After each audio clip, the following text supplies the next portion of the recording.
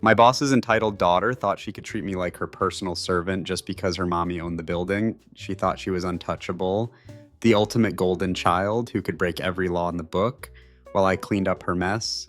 She didn't know that while she was busy scrolling through TikTok and ignoring the children she was paid to watch, I was documenting everything. I'm talking time-stamped photos, audio logs, and a paper trail so thick it would make a lawyer salivate. When she tried to frame me for her laziness, she didn't realize she was pulling the pin on a grenade that would blow her mother's entire net worth to smithereens. She thought she could fire me. Instead, she watched in horror as the state licensing board put a padlock on the front door. Watch how this delusional brat and her enabling mother came to instantly regret ever trying to steal my dignity. This is karma at its finest. If you think people who use nepotism to bully hardworking employees deserve to face the full force of the law, hit that like button right now. It helps us expose these entitled nightmares. And if you want a front row seat to see instant karma strike down toxic bosses, make sure you subscribe and turn on notifications. You do not want to miss the update on this one. I have been working in childcare for 10 years. I have a degree in early childhood education, countless certifications, and a spotless record. So, when I applied to a new prestigious private childcare center in my city, I expected a certain level of professionalism. The interview process was grueling. The owner, let's call her Brenda, sat across from me in a suit that probably cost more than my car, lecturing me about standards. "We run a tight ship here," Brenda said, peering over her rimless glasses. "We adhere to state regulations to the exact letter, no exceptions. We require a full background check, a 10-panel drug screening, and a 3-round interview process." I nodded, desperate for the work. "I understand. I take safety very seriously." Then came the kicker. Brenda leaned in, tapping her manicured nails on the mahogany desk. "Now, regarding your salary, I see you are making $22 an hour at your last center. I can't match that yet. You'll start at $16. Considered a probationary period, you need to prove you are worth my investment. If you survive 90 days, we'll discuss matching your previous net worth potential." My stomach dropped. That was a massive pay cut. My internal monologue was screaming at me, "Walk away. This is a trap." I could feel the sweat forming on my palms as I did the mental math. Rent, utilities, student loans. I'd be scraping by on ramen noodles, but the job market was dry, and I needed income immediately. "I can do that," I lied, swallowing my pride. "I'll prove I'm the best lead teacher you've ever had." I spent the first week jumping through hoops. I paid for my own fingerprinting. I sat through 4 hours of lectures about how cell phones were strictly prohibited in the classroom. If a phone is seen out of a pocket, the handbook screamed in bold red letters on page 4, "It is grounds for immediate termination." I thought, okay, at least they are serious about the kids. I was so wrong. Week 2 starts, and Brenda introduces me to my new assistant teacher. "This is Tiffany." Brenda beamed, putting a hand on the girl's shoulder. Tiffany was the owner's daughter, and Tiffany was a walking disaster. She walked into the toddler room wearing ripped jeans, a violation of the dress code, and holding a Starbucks cup. But that wasn't the worst part. As soon as she walked past me, the smell hit me. It was that pungent, skunky, undeniable scent of high-grade marijuana. She smelled like she had hotboxed her car in the parking lot 5 minutes ago. "Hey," she mumbled, not even making eye contact. She immediately walked to the corner of the room, sat on a beanbag chair meant for the 3-year-olds, and pulled out her iPhone. I was stunned. I walked over to her.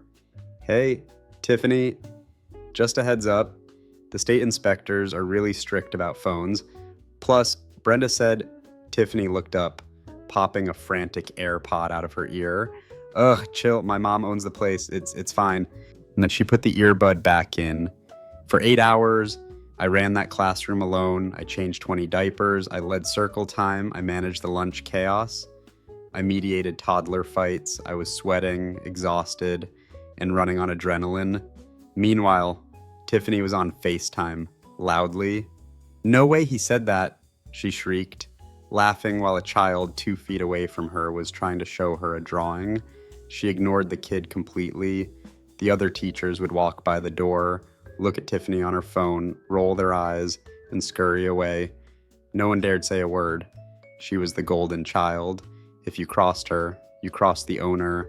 I decided to play it safe. I'm the lead teacher. I'll just do my job and go home. At 4:30 p.m., my shift ended. I was exhausted. I looked at the duty roster pinned to the wall. It was a laminated chart titled Closing Duties. Lead teacher, 7 o'clock a.m. to 4 o'clock p.m. Organize craft supplies, file daily reports. Assistant/closer, 10 a.m. to 6 p.m. Sanitize toys, take out trash, vacuum the carpet. It was there in black and white. Vacuuming was a closer duty because it had to be done after the kids left. Tiffany was the closer. "I'm heading out." "Tiffany," I said. "Don't forget the checklist on the wall." She didn't even look up from TikTok. "Yeah, whatever." I drove home, my back aching, thinking about how I was doing the work of 2 people for the price of half a person. I was just heating up dinner when my phone rang.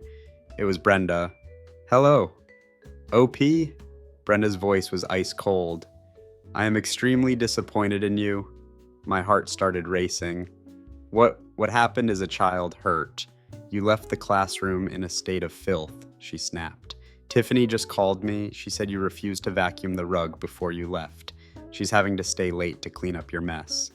I felt the blood rush to my face. My grip on the phone tightened until my knuckles turned white. "Brenda," I said, trying to keep my voice steady. "I followed the chart, the checklist you wrote. Vacuuming is a closer duty because it can't be done while children are napping or playing. Tiffany is the closer." "Do not shift the blame," Brenda yelled, her voice cracking the speaker. "You are the lead teacher. You are responsible for that room. My daughter is there to assist, not to be your maid. You are acting entitled and lazy. If you want to keep this job, you will apologize to Tiffany tomorrow and make sure that room is spotless before you clock out." She hung up. I stood there in my kitchen, shaking with rage, the delusional audacity, the nepotism, the gaslighting. I looked at my bank account. $400. I needed this job. But I knew right then I wasn't going to quit. I was going to burn them down. The next morning, I arrived with a plan. I didn't argue. I didn't complain. I put on a smile that didn't reach my eyes. "I'm so sorry about yesterday," I told Tiffany when she waltzed in at 10:15 a.m., 15 minutes late. "Smelling like weed again?" "Yeah, just don't let it happen again," she scoffed. Flopping onto the beanbag, I touched the pocket of my apron. My phone was there, recording audio. I live in a one-party consent state, meaning as long as I am part of the conversation, I can legally record it without them knowing. For the next 3 days, I gathered the ammunition. Exhibit A, I took time-stamped photos of Tiffany sleeping in the corner while 2 toddlers were climbing on a bookshelf. Exhibit B, I recorded audio of Tiffany cursing on the phone. This kid is such a little A.T. I swear to God. Exhibit C, the pièce de résistance. Tiffany brought a vape pen into the classroom. I saw it fall out of her pocket. On Friday, Brenda called me into the office. I thought she was going to fire me. "Tiffany tells me you've been hostile," Brenda said, crossing her arms. "And I've noticed you aren't doing the extra cleaning I asked for. I think this isn't a good fit. We're letting you go. Effective immediately." She smirked. "And since you didn't complete the probationary period, we will be withholding your last week of pay to cover administrative training costs. It's in the contract you signed." That was illegal. Wage theft. I looked Brenda dead in the eye. The fear was gone. The anxiety was gone. All that was left was the cold calculation of revenge. "You're right, Brenda," I said, standing up. "It's not a good fit, but regarding my pay, I'd suggest you rethink that." "Excuse me," she laughed. "Or what? You'll sue me. You can't afford a lawyer?" "I don't need a lawyer," I said calmly. I need a state inspector. I walked out, got in my car, and drove straight to the Department of Job and Family Services and the state licensing board. I didn't just file a complaint, I handed them a digital folder. I sat with an investigator for 2 hours. I played the audio of Tiffany swearing at kids. I showed the photos of the safety violations. I described the smell of marijuana, a massive violation in a child care setting. I showed them the contract clause about withholding wages, which the investigator noted was highly illegal. This is extensive, the investigator said. Looking at the photo of Tiffany sleeping, how soon can you get us into the building? I still have my key fob. I smiled. 2 days later, on a Monday morning, I didn't go to work, but the state licensing board did, and the fire marshal, and the labor board. I wasn't there to see it, but my friend who works in the infant room texted me the play-by-play. 10 o'clock a.m., 5 inspectors enter the building. 10:15 a.m. They walk into my old classroom. Tiffany is on FaceTime. She panics and tries to hide her vape. They catch her. 10:30 a.m. They do a spot drug test on Tiffany because of the reasonable suspicion documented in my report. She refuses. Immediate failure. 11 a.m. Brenda is screaming in the hallway, claiming this is harassment. The inspectors find that the ratios are off in 3 rooms. 12 p.m. The fire marshal finds the emergency exits blocked by Brenda's personal boxes of inventory. Then came the text I was waiting for. They are shutting us down. Emergency suspension order. Parents are being called to pick up their kids now. Brenda didn't just lose her business for the day. She was facing a family court nightmare because parents were furious. She was facing fines that would drain her net worth dry. Update. It has been 3 months since the raid. Here's the fallout of their instant karma. 1. The business. The center has been permanently closed. The state revoked their license due to imminent danger to children, citing the drug use and lack of supervision. 2. The legal battle. Brenda is currently being sued by 4 different families for negligence. Apparently, my evidence revealed that Tiffany had ignored a child who had an allergic reaction, thankfully. The child is okay, but the parents are out for blood. 3. The money I filed a claim with the Department of Labor for my unpaid wages. Brenda settled immediately because she couldn't afford another court date. I got my check, plus a penalty fee she had to pay. 4. Tiffany. The golden child isn't so golden anymore. She was charged with child endangerment. It's a misdemeanor, but it stays on her record. She can never work in child care, education, or healthcare again. As for me, I found a job as a nanny for a private family. They pay me $28 an hour, provide full benefits, and treat me with respect. Brenda tried to save a few bucks by hiring her lazy daughter and stealing my wages. Now, she's lost her business, her reputation, and her legacy. She thought she could bully me because I was quiet. She didn't realize that I was just taking notes. Final question for you.